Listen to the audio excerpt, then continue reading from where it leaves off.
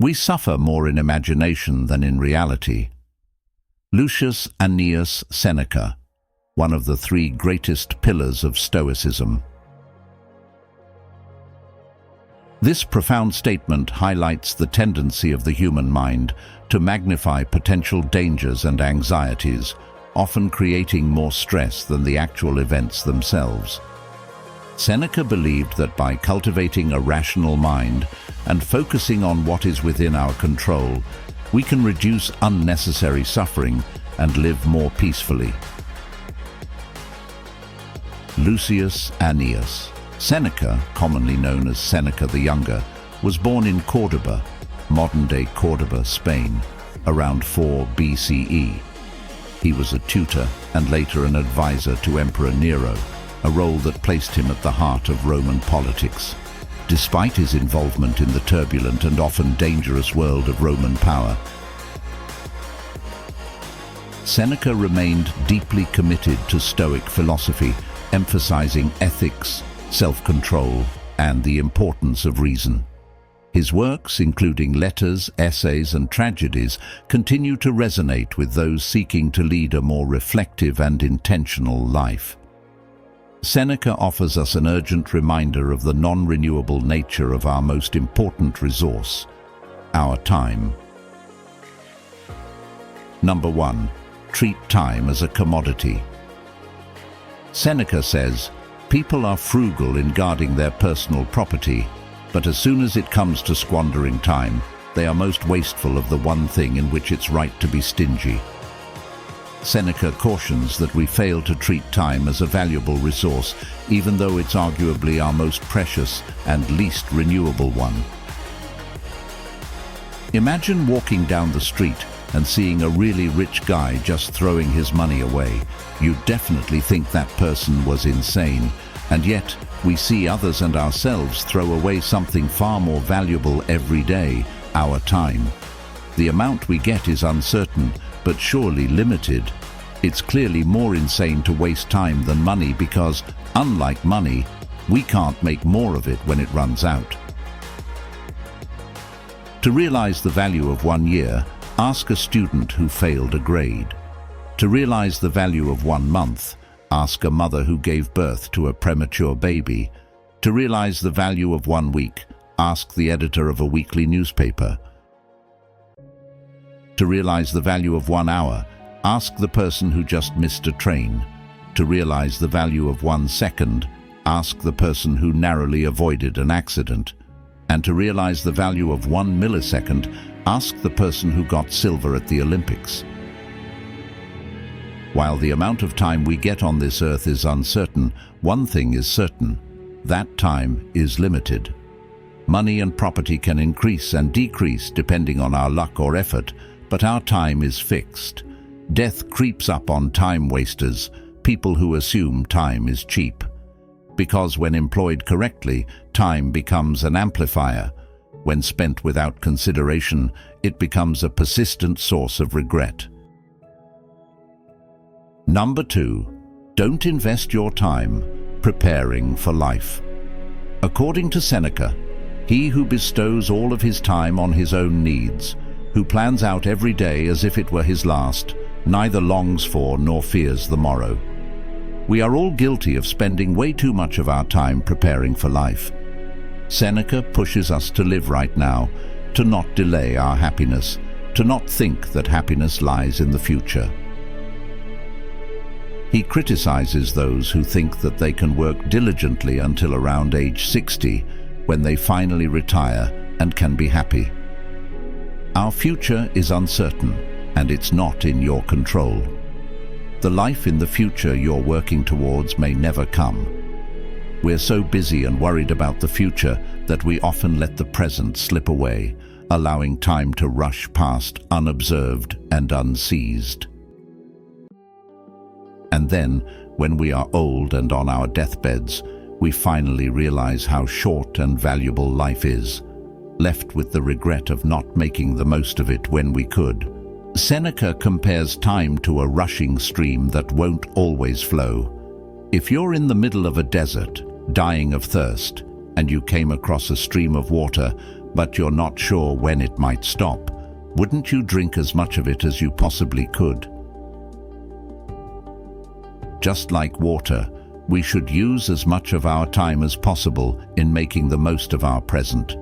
Your 30s, 40s, 50s and beyond are all worth planning, but don't allow them to take away the precious present.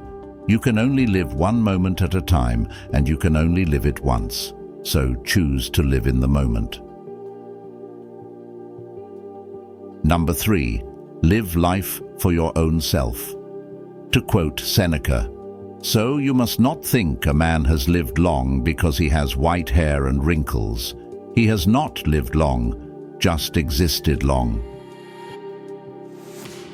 We all have certain things that we want in our life, whether it's a dream job, a dream house, a dream relationship, or that dream vacation.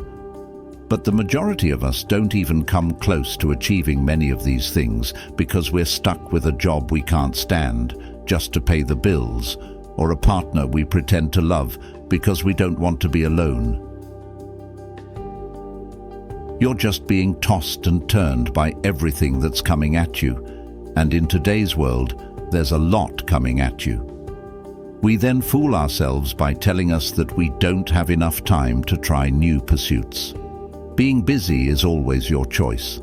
Being busy with things we don't like is the greatest distraction from living. We routinely coast through our lives day after day, showing up for our obligations but being absent from ourselves, mistaking the doing for the being. The best way you can invest your time is by investing in creating a life you love living. If you don't know what you love or what you want, then ask yourself these questions. If I had more time, what are the things I could do? Or if I could change something right now around or about me, what would it be? You may realize that you want to change your job, or you want to get in shape, or pursue a new hobby. You can start by waking up early and using that extra hour for doing those things that you love. Time is precious, and it's ticking away for all of us. The longer you wait to start making changes, the longer you'll spend your life working to make someone else's dream a reality. Number 4, practice. Premeditatio malorum. As we learn from Seneca, while wasting our time hesitating and procrastinating, life goes on.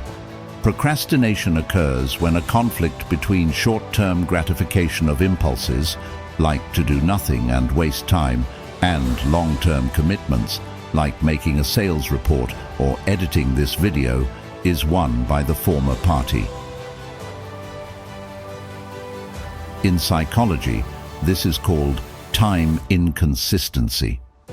Even though doing meaningful work over the course of years is more important to most of us than lounging around, the human brain has a very dated bias towards what is here and now.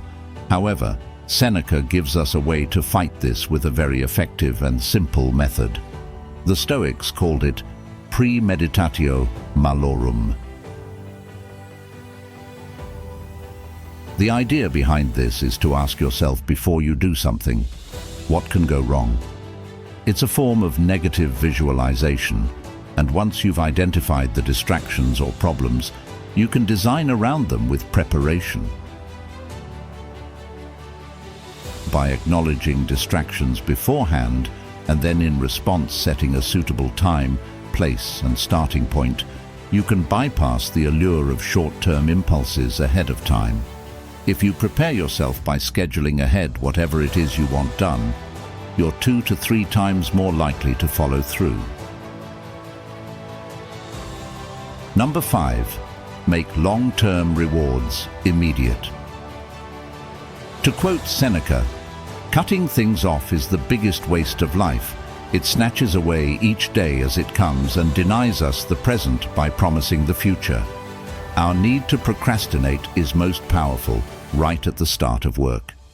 Even if you've removed all distractions and you're ready to get to work at 8 a.m., as you'd planned, the allure of finding an excuse to do something easier is still very strong. The hardest challenge is finding a way to make that starting effort less unpleasant. The key here is expectancy. That's what we crave when we want to delay something that we know benefits us. That's the gap between short-term impulses and long-term reward.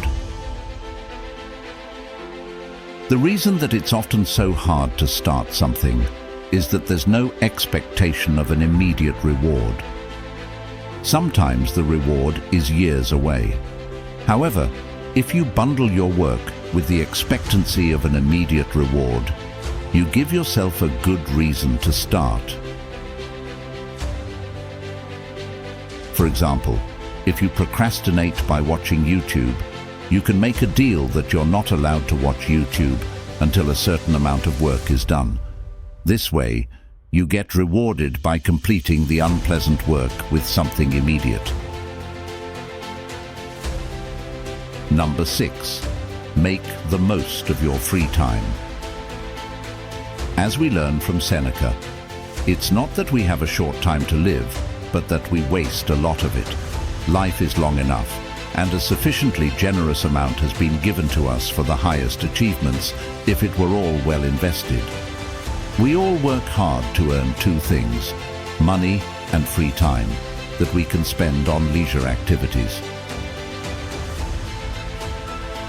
We work 8 to 9 hours a day so that we can earn free time, while we endlessly waste that hard-earned free time on the most irrelevant things like drinking in the pub with co-workers or friends, watching TV shows, or just gossiping around the water cooler. As some people point out, you have to stop and say, no more. No more wasting the free time you earn. Even if you enjoy working at your day job, keep time spent working at a minimum. You'll never get those overtime hours back. They're gone forever. Most of us spend our precious 1-hour lunch breaks eating at our desks. Instead, we should make good of our lunch breaks, read, write, or exercise. If you work in a city, visit a museum or a gallery. Maybe start an office reading group that can meet up at lunchtimes. On weekends or on evenings when you've got ample free time, make the most of it by meditating, reading, exercising, or journaling, anything that could add value to your life. If you want to beat mediocrity and start living your life, then you need to start making the most of your free time. Number 7. Spend time reflecting on your past. Seneca informs us that life is very short and anxious for those who forget the past, neglect the present, and fear the future. For Seneca, reflecting on our past experiences was a crucial part of managing time and living wisely. He believed that time is only truly useful when it's spent in reflection. When you reflect on your experiences, you are effectively reliving them, learning from them, and using them to improve your present and future. By reflecting on the past, you can better understand your successes and failures, which will inform your decisions moving forward. You may discover patterns in your behavior that either help or hinder you. And by recognizing these patterns, you can make conscious decisions to change or reinforce them. Seneca also believed that reflecting on the past allows us to make peace with it, so we're not haunted by regrets or what-ifs. This peace of mind frees us to fully engage with the present and approach the future with confidence. Number 8. Limit your social obligations. According to Seneca, you act like mortals in all that you fear and like immortals in all that you desire. Seneca recognized that much of our time is wasted on social obligations that don't align with our true desires or values. We often say yes to invitations, events, and commitments out of a sense of duty, guilt, or fear of missing out, rather than because we genuinely want to participate. This can lead to a life that feels full, but is actually empty of meaning and fulfillment. Seneca advises us to be more selective with our time and to prioritize activities and relationships that truly matter to us. This means learning to say no to things that don't serve our goals or contribute to our well-being. It also means being mindful of how we spend our time with others, ensuring that our social interactions are meaningful and enriching rather than superficial or obligatory. By limiting our social obligations, we free up time to focus on what truly matters to us, whether that's pursuing our passions, spending quality time with loved ones, or simply enjoying some solitude and reflection. This intentional approach to time management can lead to a more fulfilling and purposeful life. Number 9. Prioritize your time for self-development. As Seneca wisely stated, it is not that we have a short space of time, but that we waste much of it. Life is long if you know how to use it. Seneca emphasized the importance of dedicating time to self-development and personal growth. He believed that the pursuit of wisdom and self-improvement is the highest use of our time, and that it leads to a life of fulfillment and purpose. To prioritize time for self-development, Seneca advises us to set aside regular periods for study, reflection, and practice. This could involve reading philosophical texts, journaling about our thoughts and experiences, or engaging in activities that challenge and expand our skills and knowledge. By making self-development a priority, we invest in our long-term well-being and happiness. Seneca also reminds us that self-development is a lifelong journey. It's not something we achieve and then move on from, but rather an ongoing process of learning, growing, and refining our character. By consistently dedicating time to this pursuit, we become more resilient, wise, and capable of living a good life. Number 10. Embrace the present moment. Seneca urges us to hold every hour in your grasp. This simple yet profound statement encapsulates the essence of time management, according to Seneca. The present moment is all we truly have, and how we choose to spend it determines the quality of our lives. Seneca encourages us to be fully present in each moment, to appreciate the here and now, and to make the most of every opportunity that comes our way. Embracing the present moment means letting go of regrets about the past and anxieties about the future. It means focusing on what we can control, our actions, thoughts, and attitudes, and letting go of what we cannot. By living in the present, we free ourselves from the burden of time and experience life more fully and deeply. Seneca's teachings on time management are a powerful reminder that our time is our most valuable resource. By treating it with the respect and care it deserves, we can live a life of purpose, fulfillment, and joy. So, let's take Seneca's advice to heart and make the most of every moment, for it is in these moments that our lives are truly lived.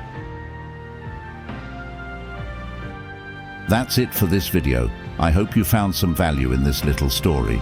If you're interested in more stories like this one, leave a comment down below. Please like and subscribe to the channel and turn on notifications so that you can see when we upload. Thanks for watching, and see you in the next one.